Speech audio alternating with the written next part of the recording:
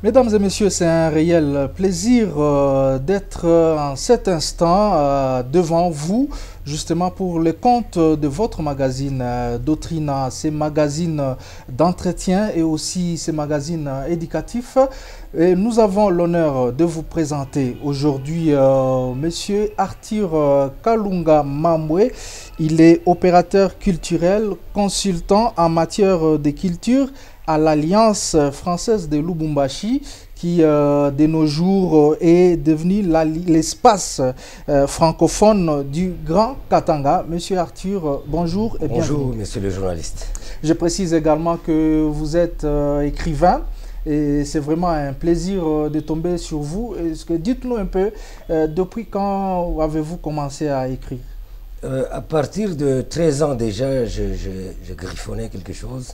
J'écrivais des petits poèmes, des petites récitations, tout ça. Vous savez, à cet âge-là, on a des fantasmes. Hein? Ouais. Alors, vers 1978, je suis devenu membre de l'Union des écrivains zaïrois à l'époque, chargé des relations publiques. Et puis en 1981, membre de la cellule littéraire de Lubumbashi, qui est devenue aujourd'hui Société des écrivains et critiques du Grand Katanga. Donc je pense que je ne peux pas me dire moi-même écrivain, parce que comme disent les Sénégalais, le savon ne se lave pas lui-même. Mais aux heures libres, j'écris. Et je suis secrétaire exécutif de la dite Société des écrivains et critiques du Grand Katanga. Est-ce que vous pouvez aussi nous dire quelle a été votre motivation en écrivant? Vous étiez poussé par quoi et c'était qui votre cible? Je pense que j'écrivais, je griffonnais. Alors, je ne saurais pas exactement vous dire comment j'écrivais, pourquoi j'écrivais ou à qui j'écrivais. Bon, j'écris jusqu'à présent. J'ai des archives, j'ai des manuscrits. Je cherche des éditeurs. Il faut avoir des moyens pour faire saisir, faire imprimer, faire corriger, faire publier, et puis diffuser l'œuvre littéraire. C'est pour cela que je m'accroche à la Société des écrivains critiques du Grand Katanga, dont le président est M. Jano Bakasanda, lui-même écrivain, éditeur, critique littéraire, professeur de français, avec beaucoup d'autres écrivains, hein, avec les profs Amouri, professeur Huit Moulongo, professeur Jean Bosco Lunumbi. Vous voyez, ils sont nombreux les écrivains. Alors Arthur Kalunga, nous avons vraiment ce plaisir d'être avec vous aujourd'hui, surtout dans ces cadres que nous offre l'espace francophone du Grand Katanga, l'ancienne alliance française de Lubumbashi. Et déjà, vous étant écrivain, quand vous écrivez, c'est justement pour qu'il y ait quand même de gens qui vont vous lire. Et aujourd'hui, il sera question justement de la lecture. Nous allons échanger sur la lecture et aussi sa résultante, parce que quand vous lisez, il faudra quand même qu'il y ait des effets, hein, justement, chez la personne qui vous lit. Est-ce que déjà on peut savoir à quel âge déjà on peut commencer à lire? Si moi-même j'avais commencé à lire et à écrire à 13 ans, par expérience, ici à l'Alliance française de Lubumbashi, qui est devenue, comme venait de le dire, espace francophone du Grand Katanga, les élèves de première primaire qui ont 6 ans lisent déjà, 7 ans, 8 ans, 10 ans, 13 ans, jusqu'à X âge. Je pense que par expérience, dès que l'enfant apprend à lire, il peut déjà commencer à lire. Dès qu'il apprend à écrire, il peut déjà commencer à écrire. Je pense que l'âge commence par le début de l'apprentissage de la lecture et de l'écriture. Déjà, je sais que la lecture développe l'esprit d'analyse, mais aussi l'esprit critique. Oui. Mais est-ce qu'on peut savoir les méthodes de la lecture? Ici, à l'espace francophone du Grand Katanga, nous avons ce livre qui est intitulé « L'enfant lecteur ». Tout pour faire aimer les livres. Alors, il y a beaucoup de chapitres dans ce livre qui nous apprennent, n'est-ce pas, à apprendre, permettez la tautologie, Oui. et à enseigner les méthodes de lecture. Oui. Alors, monsieur le journaliste, si vous parcourez rapidement là, la table des matières, Oui. on vous dit apprendre à lire, la langue oubliée, dans la classe, ceux qui n'aiment pas lire et ceux qui ne savent pas lire, enfants et livres en mutation, dans la forêt qui cache les arbres. C'est-à-dire que dans les livres ici, c'est comme une forêt qui cache les arbres. Les arbres, oui. Dès qu'on apprend à lire à l'enfant, dès qu'on lui dit, voilà, voici un livre à lire, je prends à tout hasard, l'eau, le caméraman pourra nous aider Oui, oui, oui. à ce que les téléspectateurs Allez-y, voient. allez-y, monsieur. Hein? Oui. L'eau, indispensable à la vie. Donc, c'est un livre qui est ici à la bibliothèque, et quand les enfants viennent lire, les enfants de Kalebuka, de Kabulamenshi, de Kinkalawamba, de Kamasaka, qui ont des problèmes d'eau potable là-bas, en lisant ce livre, ils viennent me voir. Ils me disent, Monsieur Arthur, il y a d'autres qui disent même, Papa Arthur, en lisant ce livre, j'ai compris que l'eau potable est indispensable à la vie de l'être humain. Voilà. Donc, à partir du livre seulement, il y a des enfants qui découvrent les problèmes liés à l'eau.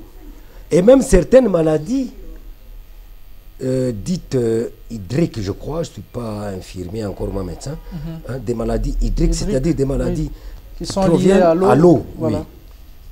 Potable ou non potable, c'est selon. Et les enfants découvrent à travers le livre quelque chose qui les retienne. Mais monsieur Arthur, la question était de savoir les différentes méthodes en fait pour arriver à une bonne lecture. Ma première méthode, elle est classique. C'est-à-dire que quand j'entre dans les différentes classes du lycée francophone ou Camille, parce qu'il faut signaler aussi aux téléspectateurs que l'espace francophone du Grand Katanga est doté également d'une école d'enseignement général, c'est-à-dire à programme congolais, maternelle, primaire et secondaire, n'est-ce pas? Toutes sections confondues. Maintenant, la première méthode, elle est classique. C'est-à-dire que les enseignants de maternelle, de primaire et du secondaire, dès qu'ils apprennent à l'enfant à lire en classe, pour moi, ça demeure la meilleure méthode, la première.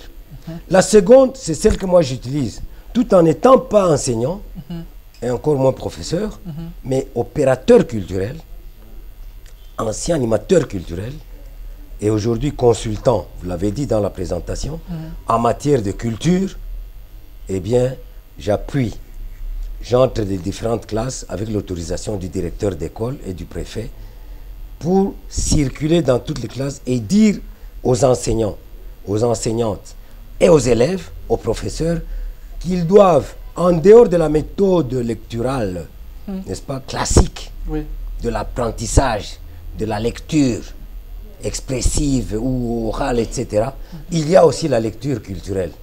C'est-à-dire quoi? C'est-à-dire que quand l'élève lit un ouvrage comme l'eau indispensable à la vie, le même élève ou la même élève, ça dépend, peut lire aussi d'autres livres qui ne sont pas des manuels classiques, comme les contes et légendes, n'est-ce pas, des pays d'Orient. L'enfant qui n'a jamais été en Orient, qui n'irait même pas là-bas, et encore moins en Occident.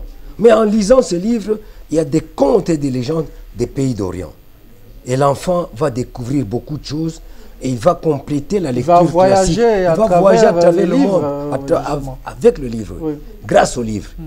Même Descartes disait, le meilleur voyage du monde, le meilleur livre du monde, c'est le livre, c'est la lecture.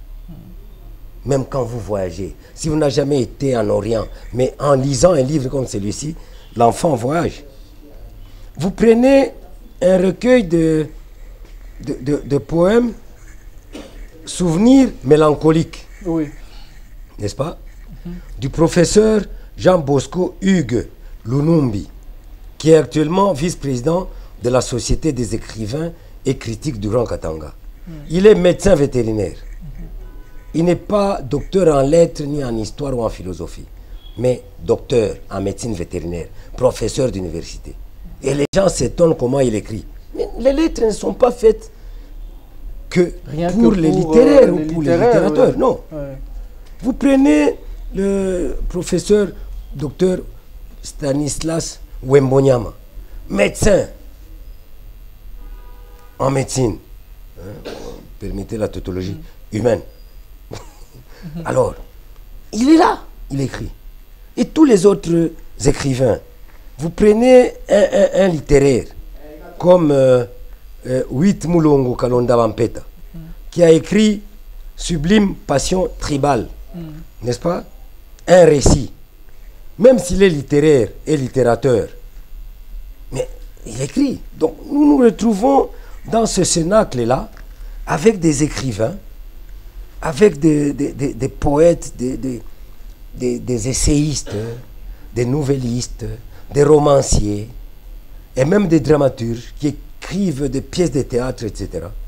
Il y a même, ça va vous surprendre peut-être, Oui. Odon Tankama. Ça, c'est un support audiovisuel. Paix à son âme. Oui, il écrit, il a écrit. Il vient de nous quitter il y a moins d'1 an. Mais néanmoins, en plus de la plume qu'il avait, il a mis certains poèmes, certains textes littéraires dans un support audiovisuel. C'est pour dire que la bibliothèque de l'ancienne Alliance française de Lubumbashi, devenue, comme vous l'avez dit, espace francophone du Grand Katanga, est une médiathèque. Là où on trouve, en dehors du livre papier, d'autres supports qui sont sur des éléments audiovisuels. Alors, Monsieur Arthur, si nous voulons un peu en savoir plus, le support numérique et aussi le support ordinaire que nous avons, le support manuel, oui, lequel est papier, tout ça. Ouvrage, Oui. tout ça, lequel est le plus Pour moi, important? Pour moi, tous les deux supports, même les 3 ou 4 qui puissent exister, ils sont tous importants. Je regrette, je vais vous décevoir peut-être, ou décevoir les téléspectateurs, c'est selon. Hein. Je préfère que tous les supports soient exploités. La nouvelle génération est en train de rejeter à la poubelle les la livres, génération beaucoup plus liée en train de à chatter, de Internet, tweeter, etc., à travers l'Internet, à travers les Android, etc., sans lire un livre. Ça, c'est regrettable. Je préfère que tous les supports possibles soient exploités. Ça, c'est mon point de vue. Hein. Oui. Même s'il y a des prouesses avec les nouvelles technologies de l'information et de la communication, il ne faut pas oublier le livre. Le livre, pour moi, il est irremplaçable. Tout comme le support audiovisuel n'est pas jetable quand même. Il est portable aussi. On peut voyager avec. J'ai mon Android, j'entre dans tous les espaces là-dedans. Mais je n'oublie pas de reprendre mon livre avant de dormir. D'ailleurs, pour moi, le livre, c'est le seul somnifère qui me reste. En tout cas, nous respectons votre avis en ce qui concerne les livres, hein, parce que ça reste quand même un support que beaucoup de téléspectateurs et surtout des lecteurs peuvent vraiment à tout moment jeter un coup d'œil. C'est vraiment important pour leur culture et aussi pour voyager tel que vous venez de le dire tout à l'heure. Mais déjà, Monsieur Arthur, vous travaillez dans une bibliothèque, il y est même où nous nous trouvons, et il semblerait que très souvent vous encadrez de lecteurs, justement de gens qui viennent pour la lecture. Et quelles sont les difficultés que ces gens-là rencontrent une fois qu'ils sont devant un livre ou un autre manuel? La principale difficulté que j'enregistre chaque jour avec mon collègue Alexis Touloumé, bibliothécaire attitré et puis de profession, c'est la nouveauté.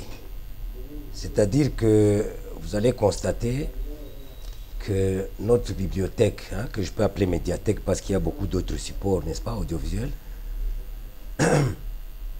est un peu pauvre en livres nouveaux ou en nouveaux livres. C'est-à-dire les dernières parutions, genre Halle de l'Étoile, l'ancien centre culturel français, l'Institut français, où il y a des nouveautés même de 2020. Je crois que même de 2021, il y en a. Alors ça, c'est la première difficulté. Quand il y a des enfants qui vous demandent un livre sur la digitalisation de la culture ou de l'écriture, etc., ici, il n'y en a pas. Alors, quand on vous cite un écrivain de 2000, qui a écrit en 2020 ou 2021, on n'en a pas. Alors, ça, c'est déjà la première difficulté, la nouveauté. Et pourquoi c'est la politique culturelle de la maison, c'est-à-dire qu'en tant que consultant, je suis en train d'introduire des demandes à la direction et au conseil d'administration pour que nous puissions acheter de nouveaux livres dans les librairies locales. Ça, c'est la première difficulté. La deuxième difficulté, c'est quoi? C'est le prêt. Il y a des enfants, des élèves et même des lecteurs, quand ils prennent un livre, ils ne savent pas le retourner à date, de date à date. Vous voyez? Parfois, ils disent que non, c'est perdu, ça a été volé, ça a été oublié dans une voiture ou à bord. Est-ce que c'est pas peut-être par manque de votre suivi? C'est la culture. Non, non, il n'y a pas de problème de suivi. C'est lui ou celle qui vient prendre un livre doit avoir la culture du délai. Prendre un livre un lundi pour 2 semaines après vous remettez, vous prenez un autre. C'est tout. La troisième difficulté, c'est quoi? Les lecteurs, qu'ils soient élèves, enseignants ou professeurs ou même privés, il y en a qui ne savent pas faire la restitution. Moi, j'ai l'habitude de demander ma fille ou mon fils, quand tu as lu les 2 camarades de classe, qu'est-ce qui est dit dans ce livre? Qui est l'auteur de ce livre? Il est né quand et dans quel pays? Ce livre compte combien de pages? Si l'enfant, le lecteur ou la lectrice ne sait même pas vous dire que ce livre compte 32 pages, ce que j'ai lu, il s'agit de 2 camarades de classe, une fille et un garçon. Il y a eu ça comme histoire dans ce livre. Qu'est-ce que tu as retenu comme leçon? Non, je ne sais pas, j'ai oublié. Ça, c'est une difficulté. Il ne faut pas lire pour lire. Il faut lire pour expliquer. Mais peut-être aussi que l'écrivain n'a pas été justement capable de donner le meilleur de lui. Monsieur le journaliste. En ce sens que c'est lui qui puisse se retrouver. Monsieur le journaliste, l'écrivain n'est pas obligé de terminer l'histoire de son récit, de son recueil de nouvelles ou recueil de poèmes, etc. Il n'est pas obligé du tout. Il peut écrire comme il pense. Le lecteur ou la lectrice peut aussi lire jusqu'à l'extrême, jusqu'à deviner comment l'histoire pourrait se terminer. Oui. C'est ça. Quand vous lisez Le Petit Chaperon Rouge ou quoi, etc., que le petit chaperon soit mort ou pas, eh bien, le lecteur ou la lectrice peut dire « Ah, moi je devine imagine que... déjà on crée. Oui, il crée son monde aussi à travers dans les nuages, etc., ou quoi, ou bien, etc. C'est comme dans certains films cinématographiques, permettez l'expression. Il y a des films qui se terminent, paf, à un moment où on ne sait même pas si le héros... en suspense. Oui, voilà, oui. Et vous devinez la suite. C'est ça. Donc l'écrivain ou l'écrivaine n'est pas obligé de terminer l'histoire. Mais monsieur Arthur, comment est-ce qu'il faudra faire pour qu'un lecteur soit boosté il faut le booster. Bonne lecture, qu'il arrive à comprendre les textes. Il faut le booster. Et comment? Il faut le secouer. C'est comme ce que j'ai fait. Je ne suis pas enseignant. Je l'ai été. Mais je passe dans les classes, en présence des enseignants, des profs, des maîtresses, des enseignantes, avec l'autorisation du directeur, de la directrice ou du préfet, pour secouer les enfants en classe, leur dire, écoutez, il n'y a pas que votre livre de mathématiques, de géographie, d'éducation civique, etc. Il y a aussi des livres qui sont à la bibliothèque. Il y a aussi des CD. Hein? Voyage sur le Nil. Quel élève de notre lycée francophone a été ou ira sur le Nil? Je ne sais pas. Jusque-là, je n'en connais pas. Mais à partir de ça, ils vont voyager sur le Nil. Ils vont voir comment le Nil, et même connaître même la source du Nil, du fleuve Nil. Et comment les nilotiques, hein, pourquoi on les appelle nilotiques? Parce qu'ils viennent peut-être, n'est-ce pas, du fleuve Nil, des abords ou de la source, etc. Oui. Donc c'est un monde, la lecture, monsieur le journaliste. L'écriture et la lecture. Et ça a boosté, poussé. Il y a des parents qui m'ont dit merci, qui me disent merci maintenant. Monsieur Arthur, les enfants à la maison maintenant, ils ne regardent, il n'y a plus que la télévision qui les distrait. Maintenant, il y a des livres aussi. Quand ils lisent, ils disent, Monsieur Arthur va nous poser des questions demain à l'école. Voilà. Et c'est qui prouve que les résultats sont positifs? Pour répondre à votre question, oui. C'est positif. En tout cas... Parce que les élèves lisent maintenant. Justement, je trouve que... Cette bibliothèque est devenue... Elle vit. Le bibliothécaire n'est plus un conservateur des livres. Oui. Il est devenu maintenant un animateur du livre. Autour du livre. Il fait lire. Il est obligé de lire aussi parce que quand les élèves vont lui dire qu'est-ce qu'on dit dans les contes et légendes des pays d'Orient, même s'il ne lit pas tout, il peut dire, je jette quand même un coup d'œil pour avoir une idée. Même quand l'enfant explique, Monsieur Alexis, Monsieur Arthur, j'ai lu, dans ces livres on dit ça, ça et ça. Mais je lis à la deuxième ou à la troisième personne. Et alors, Monsieur Arthur, nous savons que la lecture a quand même ses avantages. Ouais. Est-ce qu'on peut aussi noter les inconvénients? Il y en a beaucoup. En lisant? Il y en a beaucoup. Ce sont les mêmes élèves qui me disent, Monsieur Arthur, ce livre contient des insanités. Il y a des livres ici hein, que nous n'avons pas encore lus. Ce sont les élèves qui disent, Monsieur Arthur, ce livre, il y a des bêtises là-dedans. Voilà, si un élève ne vous dit pas ça, il va lire. Il arrive à l'école et à la maison, les parents découvrent que l'enfant est en train de lire n'importe quoi. Mais les parents reviendront le lendemain. Justement, pour vous dire, Monsieur Arthur, comment est-ce que vous donnez à ma fille de 7 ans, de 8 ans, de 10 ans, de 13 ans, un livre comme celui-ci, là où il y a des bêtises. Parce qu'il y a des livres réservés, non seulement, comme disait Tintin, à des gens de 7 à 77 ans, mais il faut savoir aussi. Dans une tranche d'âge... Oui, nous parcourons, nous lisons, nous jetons un coup d'œil avant de donner le livre en prêt aux enfants, pour savoir s'il n'y a pas de bêtises. Et pour finir, Monsieur Arthur Kalunga Mamboué, oui, que doit-on retenir de la lecture? C'est un voyage, c'est un monde, c'est la culture. La culture, comme on cultive le riz, comme on cultive le manioc, comme on cultive tous les légumes. C'est l'apprentissage, c'est la formation, c'est l'information d'un enfant vers un âge, n'est-ce pas, de maturité, d'intellectualité. Il n'y a pas que les manuels scolaires. Il y a des livres de tous les domaines que l'enfant peut lire en matière de géographie, d'histoire, de culture générale, de philosophie, des autres tribus, des autres peuples, des guerres qui se sont déroulées dans le monde entier, à commencer par la Première, la Deuxième Guerre mondiale, les conflits entre les frontières, entre les pays, entre des pays voisins, etc. Et les enfants, à travers le livre, ils viennent faire un débat en classe pour dire non à la guerre. En tout cas, Monsieur Arthur, ça a été un plaisir de vous avoir dans notre émission Doctrina et nous espérons que ça ne sera pas la dernière fois. Écoutez, ça a été pour moi, c'est pour moi un grand plaisir et je crois que je pourrais vous inonder en matière d'autres sujets culturels et de lecture en général.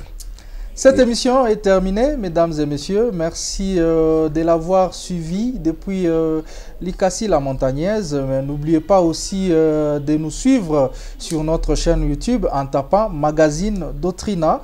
En tout cas, ça a été un plaisir de vous servir. Merci et à très prochainement.